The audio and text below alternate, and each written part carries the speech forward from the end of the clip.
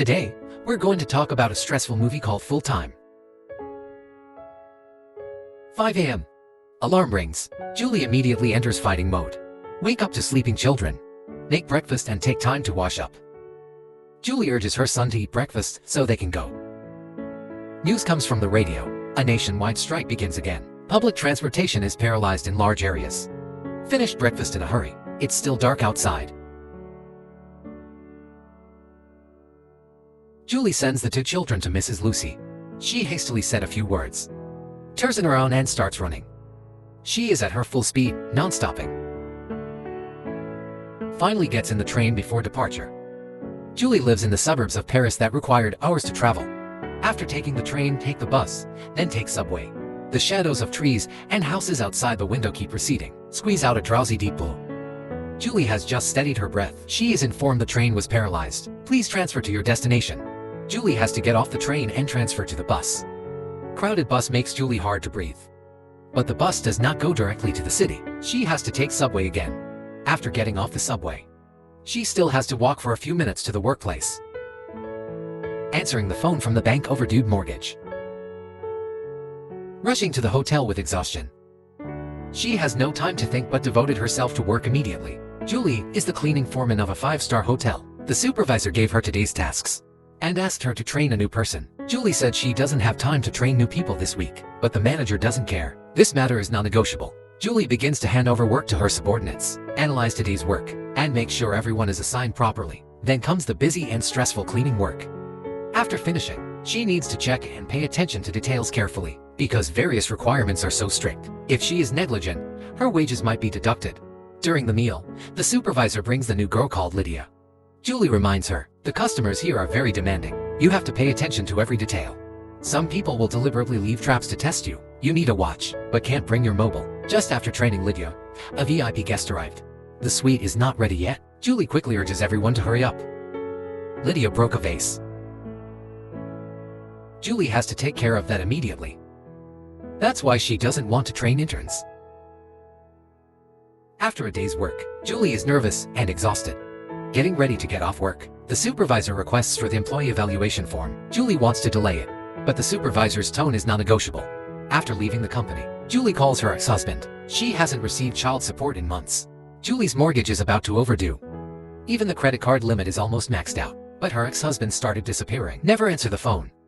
Even so busy, Julie doesn't dare to forget buying a gift for the child's teacher, and buy a bouquet of flowers for Mrs. Lucy, who takes care of the children. Trains and buses are suspended. Only one line is still running. Julie hurries to the platform, almost misses it. The bus is very crowded. Julie stands there for more than an hour, dragging her tired body to pick up the kids. Mrs. Lucy complains that your son is too naughty. You should take him to the doctor. Julie quickly puts on a smile and gives her a bouquet of flowers. Her son is still playing like crazy. The natural gas has also stopped due to unpaid bills.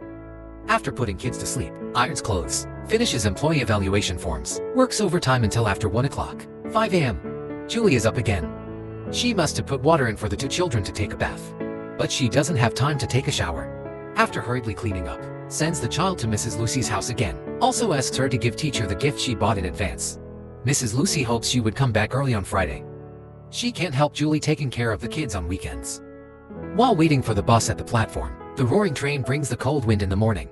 The blow makes Julie tremble. She saw the mother of her son's classmate also waiting for the bus. Although they only met once, Julie still has to give it a try, asking her if she could take care of 2 more children on weekends. This request is unreasonable, but as a single mom working full-time, she can't care about so much anymore. The lady politely declined.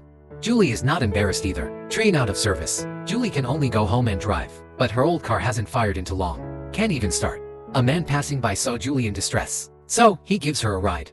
The radio is still broadcasting news about the strike. Julie expresses that the strike is really unbearable. The man took her to the subway entrance, but the subway is suspended today. She could only run all the way to the company. With all the energy running, she's still late, just about to start working.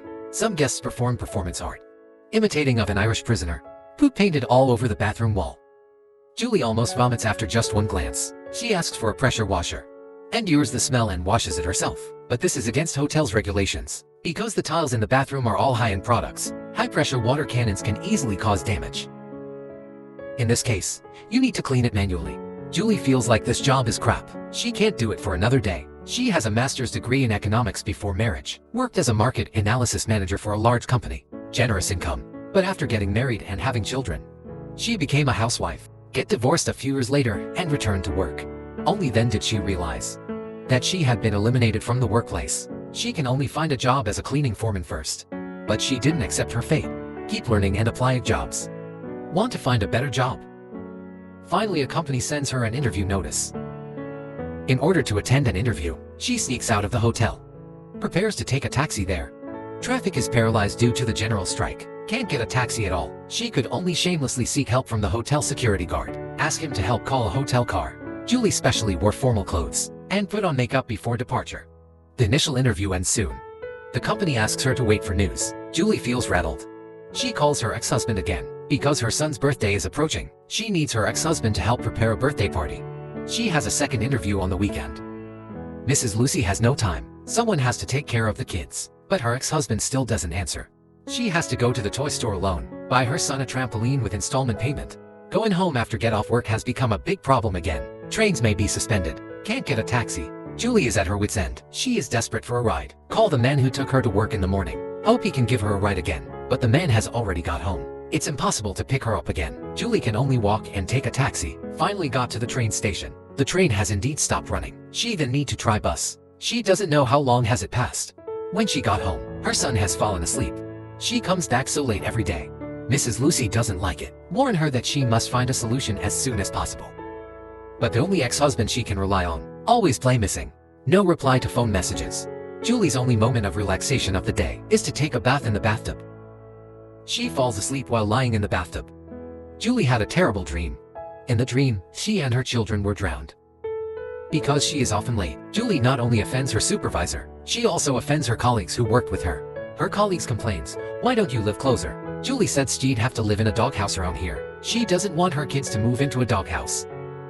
Because she has to wait for the interview notice, Julie illegally carries a mobile phone. The guy on the phone tells Julie she passed the first round of interviews. The second round of interviews will be held tomorrow afternoon. Julie is very happy, but as soon as she comes out, she sees the supervisor. The supervisor is very unhappy. Warn her not to do wrong again. Julie calls her best colleague. Ask her to help with the shift tomorrow. She is going for an interview, but everyone is busy on weekends. Julie can only find other colleagues, but she asked everyone. No one wants to help. She goes to the security guard to help call a taxi tomorrow. The security guard wants 3 times paid in cash. Going home has become a problem again. This time even the buses are on strike. Julie has absolutely no way to go home. Mrs. Lucy is complaining crazily on the phone. She couldn't keep her 2 children overnight at her house. She doesn't have enough place. She can't cook for so many kids either. Mrs. Lucy finally agrees to keep the children.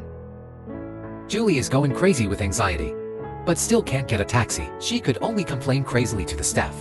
Without any choice, Julie can only go to a small hotel for 1 night. The room is terrible, but she has to take it. She couldn't sleep well the whole night, worried about her 2 children.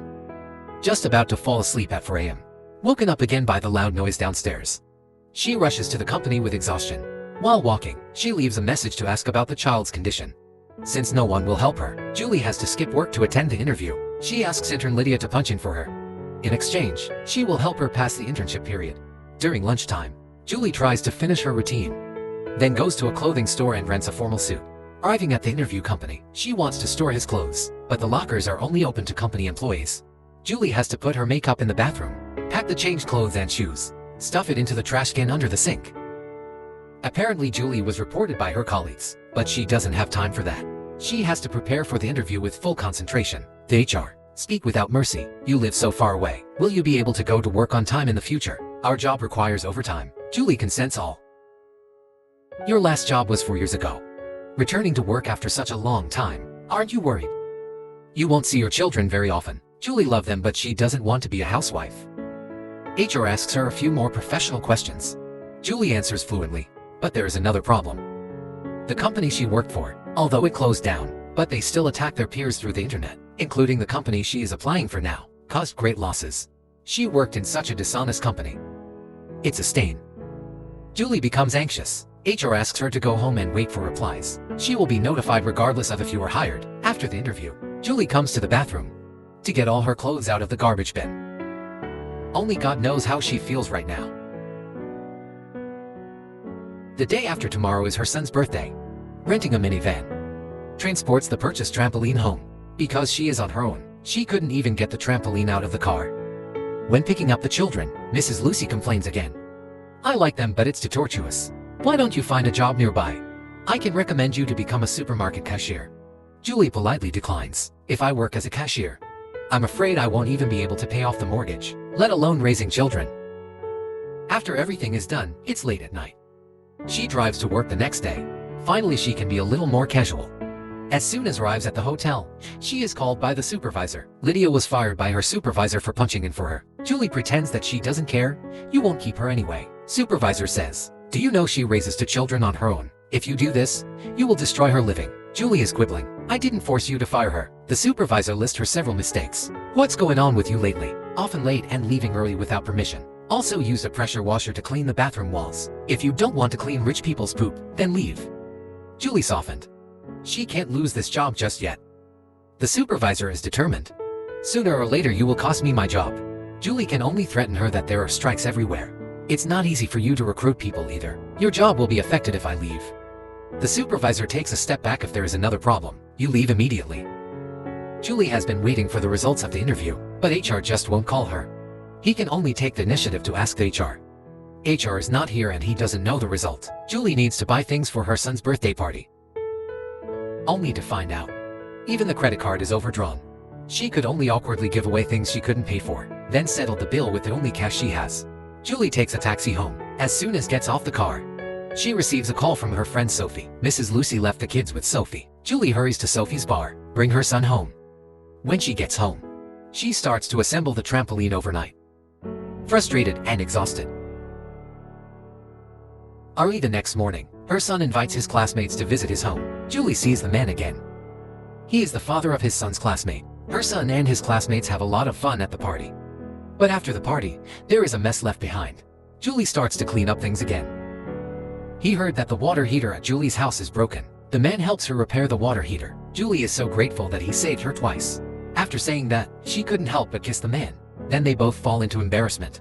This kiss has nothing to do with desire. It's just that she is tired of on her own. It makes her so eager to have someone to rely on. Julie is completely out of money, but her ex-husband is still missing. Neither give money, nor take care of the kids. Julie knows she couldn't count on him. But she calls him anyway, because she has no choice. Sunday's off. Julie sleeps until 1 p.m. Her ex-husband finally calls back, but it doesn't help anything. While Julie is irritated, her son falls off the trampoline. A valuable day off. Ends up in the hospital. Time flies. Scary Monday again. Julie sheds tears while putting on makeup, but she can't even enjoy this kind of sadness. She wipes away the tears with her fingers. Before going out, she secretly takes money from her daughter's piggy bank, then sends the kids to Mrs. Lucy. Mrs. Lucy makes it clear she can do it until this Friday at most. She really can't stand it anymore with her schedule. If Julie disagrees, her daughter will call the welfare center to report. Julie urgently wanted to ask her for more help, but Julie is terrified. If she is reported, she will probably lose custody. Julie feels like she's in a desperate situation. No ex-husband help, mortgage overdue, credit card overdraft, no new job found. Mrs. Lucy quit. What's worse, even if she takes a taxi, encountering a huge traffic jam after the strike, the driver suggests her to get out of the car and walk over. Julie runs all the way. By the time she arrives at the hotel, she is over an hour late. Her card has expired. Julie is fired. Helpless, she can only take a taxi home, call the HR of the interviewing company. But the answer she got is that HR is on a business trip. If we don't call you, it means you aren't hired. Desperately, Julie can only find a job at the local supermarket. For this reason, she deletes her master's degree, put down her dignity, and go to the supermarket to get a job. But they only hire experienced employees. Julie isn't desperate. She can only go home first. Kids are running out OT snacks. The children wants to buy more. All kinds of worries pile up all at once. Julie lost her temper with her child for the first time. In the evening, the children wants to go to playground tomorrow. Julie has to bring all the cash she has to fulfill children's wishes. As for what to do next, she has no idea at all. The train roars by. Julie feels the urge to end everything. But this impulse only passes by for a moment. As a mother of two children, she is not qualified to give up. Perhaps, people always turn around when they hit the bottom. HR finally calls Julie. She was on a business trip. She forgot to inform Julie is hired. After hanging up the phone, she then falls into new anxiety. This job is far from home, requires a lot of overtime, and the person to look after the child has not been found yet. The mortgage loan is still unpaid. That scumbag ex-husband is still out of contact. This is a movie that makes people suffocated. A single mother, in the context of the Great Depression, tries her best. She is still an unqualified mother. Can't accompany her children. Can't give them a better life. Julie is rushing from beginning to end. Busy.